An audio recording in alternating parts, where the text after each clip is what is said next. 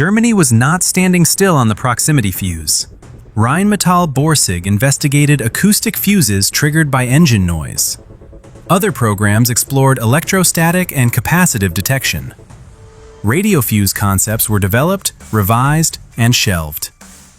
By the end of the war, German ordnance engineers had explored dozens of designs for a shell that could detonate near its target rather than on contact or on a timer. None of them ever reached service. The American version did. Developed in secret at Johns Hopkins's Applied Physics Laboratory, it packed a miniaturized radio transmitter, receiver, vacuum tubes, a battery, and a detonation circuit into a package tough enough to survive being fired from an artillery piece. Withstanding 20,000 G-forces and 25,000 revolutions per minute through the rifling and still function. More than 22 million were produced. Allied authorities kept its existence classified at the level of D-Day and the Manhattan Project, restricting its use to situations where dud shells couldn't fall into enemy hands. When Eisenhower finally demanded its release during the Battle of the Bulge in December 1944, German divisions advancing through the Ardennes learned what they had been missing. Patton called it the funny fuse and credited it with saving Liège. Germany, which had some of the finest ordnance engineers in the world, spent the entire war unable to produce an equivalent. That distance, not in willingness or effort, but in the industrial and scientific ecosystem needed to close it, runs through everything on this list. The difference between Germany and the United States wasn't only in what they put on the battlefield. It was in the factories, the research institutions, and the organizational structures behind it. These are the 10 that changed the war. Number 10. The assembly line applied to war. Henry Ford did not invent the assembly line for the Second World War. He had been running one since 1913. What America did differently was apply industrial mass production techniques to weapons at a scale and speed that no other nation had attempted, and then sustain it. The Sherman tank was built at 11 separate plants: Ford, Fisher Body, Chrysler, Press Steel Car, Lima Locomotive, and others, each using standardized parts that could be assembled by workers with weeks of training rather than years of apprenticeship. A Ford machinist who had spent his career building car engines spent 1943 building tank engines. The parts were interchangeable across manufacturers. When a component failed in the field, the replacement came from the same production line, regardless of which plant had built the tank. The same logic reached the shipyards. At the Kaiser facility in Richmond, California, the SS Robert E. Peary was assembled from prefabricated sections in 4 days, 15 hours, and 29 minutes in November 1942. A stunt to demonstrate what the method could do. The regular production rate was 41 days per ship by 1943, down from 355 days at the program's start. Germany, whose manufacturing tradition was built around skilled craftsmen producing small quantities to exacting tolerances, never made the conceptual transition. American industry had decided that a weapon good enough to be built by millions of workers, fast, was worth more than a perfect weapon built slowly by thousands of experts. Number 9. The Willys Jeep. Eisenhower named 3 weapons as essential to Allied victory: the C-47 transport, the Duck amphibious truck, and the Jeep. The Sherman tank, the M1 Garand, and the proximity fuse were not on his list.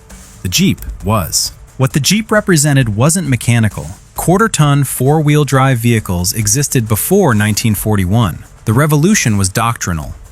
The decision that every level of command, down to the platoon, would have organic cross-country mobility. A battalion commander in the Wehrmacht rode where the road went. An American battalion commander went where the mission required.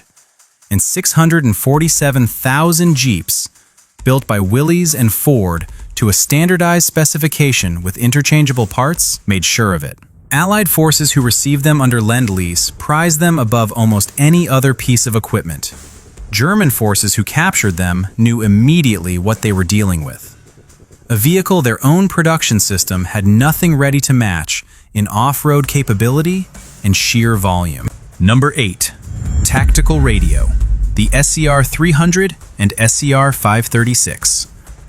German infantry doctrine emphasized centralized control, officers directing from above, communication flowing down the chain, with field telephones and runners handling much of the coordination below battalion level. Radios existed at company level in some German units, but the emphasis on centralization meant that lateral communication between adjacent units and rapid upward calls for fire support moved slowly. The SCR 300 and SCR 536 gave American infantry something different. The SCR 300 was a backpack FM radio, about 32 pounds, that gave a company commander voice communication with his battalion and his flanking units at the same time. The SCR 536, the first handheld transceiver, the direct ancestor of every walkie-talkie ever made, gave the same capability to platoon leaders. American infantry coordinated laterally. A platoon pinned down could call its neighbor without routing the request through a battalion switchboard. Artillery forward observers at the platoon and company level could reach fire direction centers directly. An American rifle company in 1944 had more organic radio capability than most German battalion headquarters. German commanders who fought American units consistently noted the speed at which American infantry adapted to changing situations. Gaps filled, flanks responded to, fire shifted. The radio was why. Number 7. Blood plasma and forward surgery. In 1941, Dr. Charles Drew organized the first large-scale blood plasma collection program for the American Red Cross, drawing on research he had conducted at Columbia on plasma preservation and storage. Plasma, the liquid component of blood, stripped of red cells, could be dried, stored at room temperature, shipped to forward areas, and reconstituted with water in the field. It did not require blood typing. Any soldier could receive it immediately after wounding.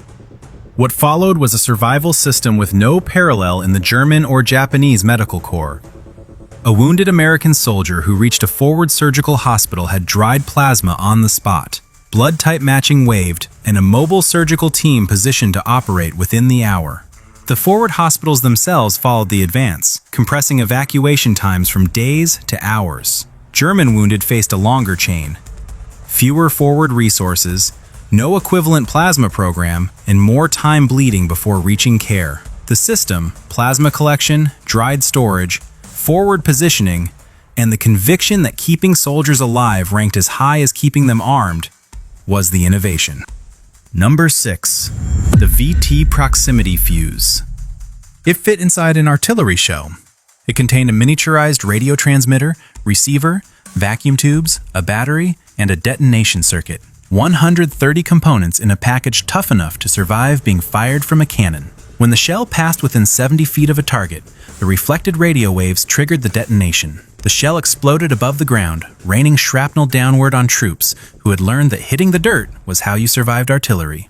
Hitting the dirt no longer helped. Built by over 100 American companies and kept from land use in Europe until the Army cleared it in December 1944, the VT fuse arrived at the Battle of the Bulge just as German divisions were advancing through open terrain in the Ardennes, confident that overcast skies had neutralized Allied air and made accurate observed fire impossible. The fuse required neither clear skies nor a spotter. 200,000 shells went out within days of the restriction being lifted. German units caught in the open took casualties that their commanders, in post-war accounts, described as unlike anything artillery had done to them before.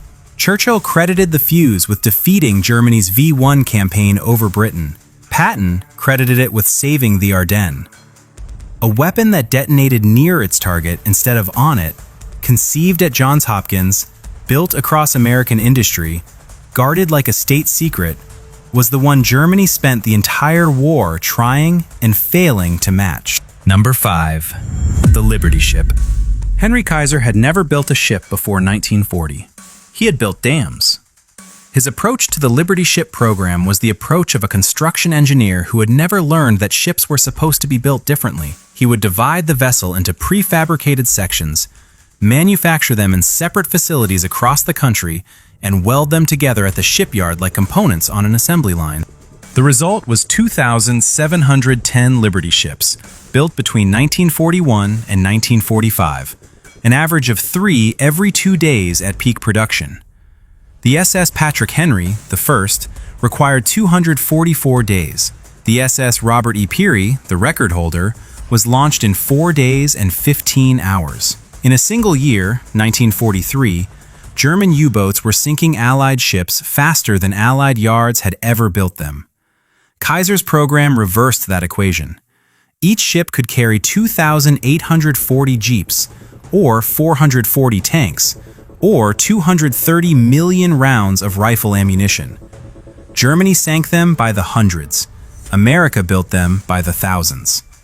That arithmetic was one Germany could not survive. Number 4. Amphibious Combined Arms Doctrine. No military force in the modern era had combined tanks, artillery, trucks, and infantry into a sustained amphibious campaign at the scale the Americans achieved. Projecting not a raid, but an army from the sea against a defended shore and keeping it supplied once it got there. The British had tried amphibious assault at Gallipoli. The result was a byword for catastrophe. The Americans made it work not through a single innovation, but through the integration of dozens. The Higgins boat to carry infantry in the first wave. The LST to drive tanks directly onto a beach. The Duck to move cargo from ship to shore without a port. Naval gunfire coordinated with the infantry's advance through radio-equipped shore fire control parties. Underwater demolition teams to clear obstacles before the landing craft arrived. Each piece had precedence. The system had none. At Normandy, Sicily, Salerno, and Leyte Gulf, American forces demonstrated that amphibious assault at scale was operationally viable. Germany, which had planned Operation Sea Lion in 1940 and abandoned it partly because the capability didn't exist, never built that capability. Every beach in Europe, Africa, and the Pacific became a potential front. Germany had to defend all of them. Number 3. The Fire Direction Center. American artillery in the Second World War was not simply more artillery. It was artillery that could be massed on a single target from multiple batteries, at different distances and angles, within minutes of a forward observer's call, and timed so that every round arrived simultaneously. The Fire Direction Center was the mechanism that made this possible. A dedicated computation cell at battalion level that maintained continuous, pre-plotted data on every battery's position, every registered target, and the ballistic solution for any grid reference within range. A forward observer calling a fire mission did not wait for each battery to work out its own solution. He called the grid. The FDC solved for every battery simultaneously and transmitted the data, and the rounds were in the air before a German battery commander had finished his first calculation. American FDCs could mass the fires of an entire corps on a single crossroads in under 10 minutes. German fire direction was effective, but it required more time and more deliberate coordination to achieve the same concentration. German commanders who survived American artillery concentrations wrote about it afterward in terms that went beyond tactical analysis. Not just more shells, but shells that arrived before any adjustment was possible. Number 2. The Office of Scientific Research and Development. In June 1940, Vannevar Bush walked into the Oval Office with a single sheet of paper and asked President Roosevelt to sign it. The document created the National Defense Research Committee, which, within a year, became the Office of Scientific Research and Development, a federal agency with the authority to contract directly with universities, corporations, and private researchers for military technology development, bypassing the peacetime procurement bureaucracy entirely.